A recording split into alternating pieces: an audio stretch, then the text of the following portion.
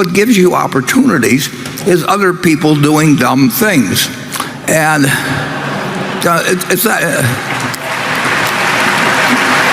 And I would say that, well, the 58 years we've been running Berkshire, I would say there's been a great increase in the number of people doing dumb things, and they do big dumb things, and the reason they do it to some extent is because they can get money from other people so much easier than when we started. So you could start 10 or 15 dumb insurance companies in the last 10 years, and you could become rich if you were adroit at it, whether the business succeeded or not, and the underwriters got paid, and the lawyers got paid.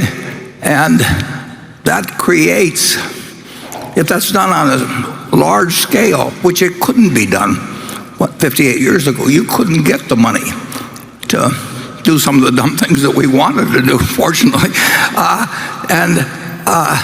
So I think that investing has disappeared so much from this huge capitalistic market that anybody can play in, but that the big money is in selling other people ideas. It isn't outperforming. And I think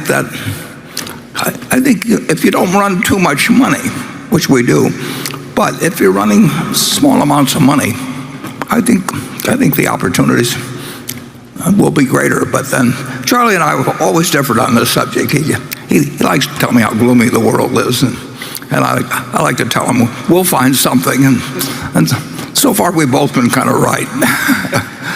Charlie, will you budge an inch on that or not?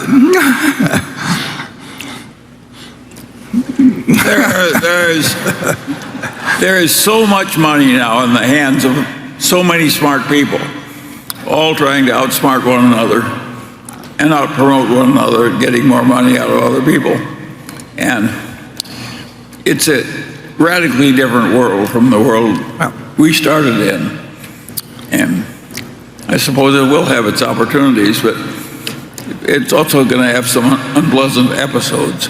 But they're trying to outsmart each other in arenas that you don't have to play. I mean, if you look at that government bond market, if you at the Treasury bill market, I mean, you've got this one bill that's out of line with the others. We bought over $3 billion of it the other day, but those are people.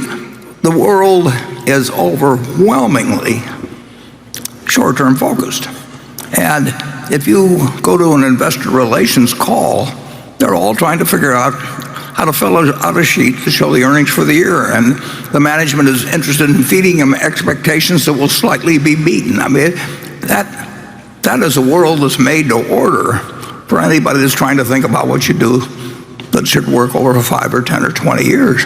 And I just think that I would love to be born today and go out with not too much money and hopefully turn it into a lot of money. And Charlie would too, actually. He just like he would find something to do, I will just guarantee you. And it wouldn't be exactly the same as before, but he would have a big pile. I would not like the thrill of losing my big pile into a small pile. Well, I like my big pile just the way it is. Well, we agree on that, incidentally. Okay. Yes, we do. You're one of the most extreme lovers of the big pile. Charlie? Well, tell them the story of the Japanese investment. That should be told again. That's a nice story. Well, it was pretty simple. I mean, back when I started, other people were going through Playboy, and I was going through Moody's, basically. And there's a movie out called Turn Every Page, which I saw again for the second time a couple of days ago, Lizzie Gottlieb, and I recommend everybody in this world watch that, because I turned every page in the past. And I did it for thousands and thousands of pages in Moody's, and I did it at the Department of Public Utilities in Boston. I did it in the insurance department.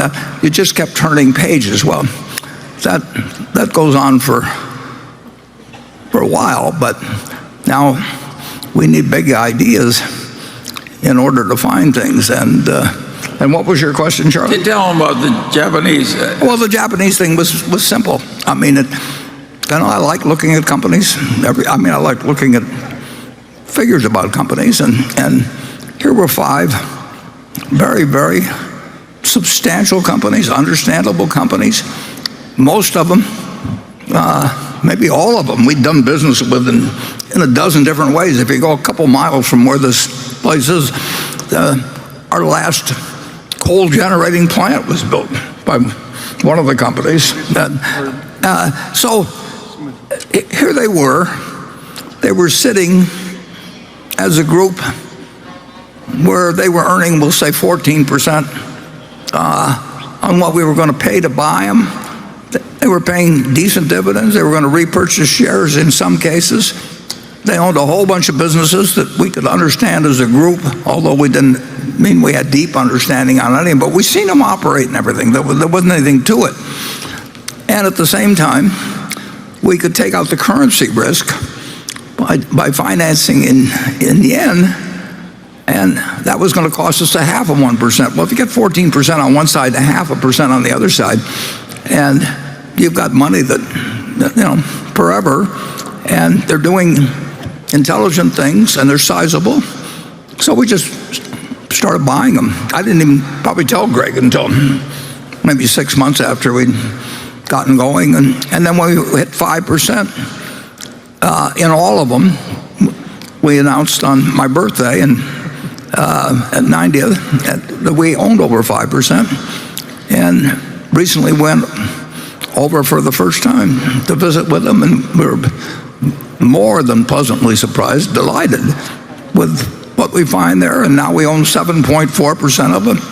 We won't go over 9.9 without their agreeing, and we sold another 164, whatever it is,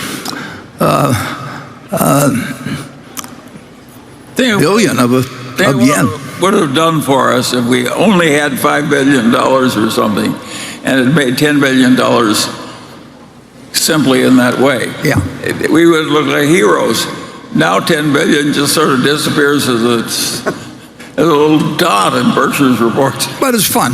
It is fun, and it is $10 billion. And Charlie says it keeps me out of bars when I talk to him about it. And I probably talked to Charlie about this the year after I started. But who knows? I mean, I knew he'd like it. I mean, obviously, we tried to do every dollar we would do. We could only do about $10 billion. Yeah. Well, not even quite that much. Yeah. But we are 4 or 5 billion ahead plus dividends, and we got a carry that's terrific, and they welcome us, and they should welcome us, but we love it the way they're operating. We're not there to tell them what to do in the least. So we did, but we did say we never go over 9.9, and we mean it, and they know that we'll be true to our word. And I went over there partly to introduce Greg to those people, because we're going to be with them 10, 20, 30, 40 years from now, and they may occasionally find something that we can do jointly, and they look forward to doing that, and we look forward to it. And in addition, we have some other operating businesses in Japan. So, Greg, do you have anything? The only thing I would add is that, one, as Warren, you went over there, it was to build the trust with these Japanese companies, because we do hope there's long-term opportunities. But fundamentally, as you highlighted, they're an incredible, they've been a very good investment. I'd also highlight the 5 meetings we had were really quite remarkable. I mean, these companies, the culture and the history around it, and how proud they are, there's just moments of learning from them. So it was just a great experience to spend really 2 days with the 5 companies. And an issue that we intended to be 56 billion of yen that we were issuing and selling turned out to be 164.4 or something like that. Everything's worked so well, and as Charlie says, it doesn't move 500 billion of net worth that much, but this one is, it will keep adding over the years to Berkshire's value with this very widespread, probably $400 or $500 million a year, and we'll just keep looking for more opportunities. And Japan, Berkshire is the largest borrower outside of corporate borrower outside of Japan that exists. And we didn't set out to be that, but it's turned out that way, and we're not done. I mean, in terms of what may come along there, and we have some direct operations there, as I mentioned, and we've got some really wonderful partners working for us, and I don't have to do anything. I worry that a corporate raider like Carl Icahn or a group will buy up enough of these shares to take control of Berkshire and completely disregard Warren's philosophy of holding a lot of cash in U.S. Treasury bills and instead be greedy, reckless, and highly speculative and ruin Berkshire's position as a rock-solid financial fortress. I think it's fair to say we think about it plenty, but I don't worry enormously. If we, it is true that Greg and the directors will have a honeymoon period for a long time simply because of the votes that will still remain. I mean, but it's true that eventually they will get judged based on how well our operation fares versus others. Now, if we don't pay any dividends in 12 or 15 years, you're talking $1.5 trillion that it would take to take over, and I think if we can't, that limits the group. They like to think about how much they can borrow against it. It doesn't work when you,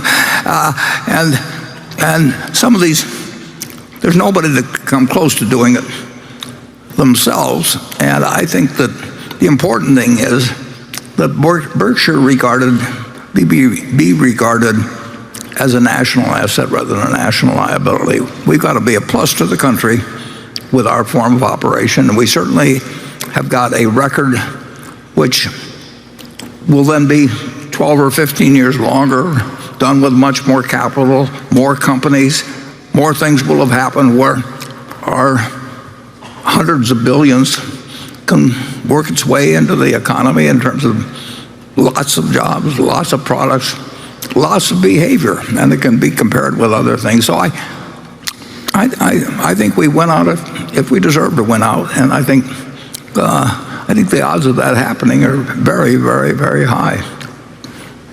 Charlie? Well, I don't spend much time worrying about something that can happen 50 years ago and after I'm dead. I think if you sort of take care of each day's responsibilities pretty well and think ahead as well as you can, then you just take the results as they fall. So I'm philosophical about it, but I'm not. I think he's fretting unnecessarily. Okay. Neither one of us are worried, basically, but we plan. We do plan, and I've got a model in my mind of what Berkshire has been. That model it's been modified plenty of times over 58 years. The one thing I knew initially very quickly was it shouldn't be a textile company. That was an important decision, and we've just played the hand as it come along, and we made a few really good decisions, and we'll never make a decision that kills us. The only things that are a threat to the planet, we don't have any answer for those. But we keep ourselves in better shape than anybody else. And we just aren't going to have big maturities of debt that come along. We aren't going to have insurance policies that can be cashed in en masse, and we will sit with what looks like a huge amount of capital, and it is a huge amount of capital, but there's a huge amount of earning power, there's a huge amount of diversity, everything. So our business model will be graded, and it'll be graded against a whole lot of people that we'd like to be graded against. So I think we're handing something very secure over to the future, and I think we've got the shareholder base like nobody has. I mean, there isn't anybody in the country that I know of, unless they've had an employee-owned company prior to going public or something of the sort. But this is the product of 58 years of regarding the shareholder as the owner of the company. But what does that mean? That means having happy customers. It means being welcomed by your community rather than having them turn you away. It means that the government feels better with you if there's a financial crisis, because you can provide something that actually the country can't under some circumstances, and you'll be there. And at the same time, it'll be good for the business. And we will have crises of one sort or another, but if they aren't challenging the planet, which worries you in terms of some of the threats that we have, we'll be a plus to the United States, and if we're a plus to the United States, we'll survive.